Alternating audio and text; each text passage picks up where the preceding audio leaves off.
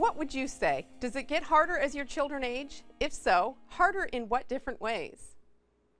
I like this question because it's one that I think probably comes from a younger mom with younger kids, because it's the kind of question that I found myself thinking about an awful lot when I was a young mom and my life felt impossibly hard, because I'd hear people talk about their challenges with teenagers or older kids in school or even grown-up married children and think, boy, does it really get harder? Because that's what it seemed everybody was telling me. And the answer is yes, it does get harder in some ways, but it gets easier in ways too. So you can, it's really just a balance between those two things.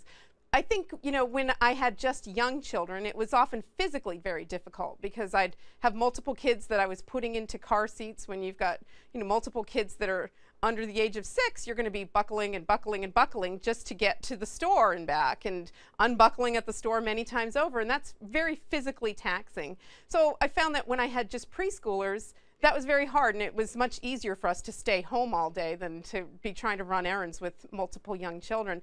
But now that I have older kids, it's easier to get out of the house. I can leave kids and, with my younger kids can stay with my older kids, and that gets much smoother and easier. But then it's more of a challenge because we're involved in more activities, and I end up longing for those days when we used to just spend in the home and our main focus was on doing laundry and getting dinner on the table. I'm still doing those things, but I'm doing them in a much harder way.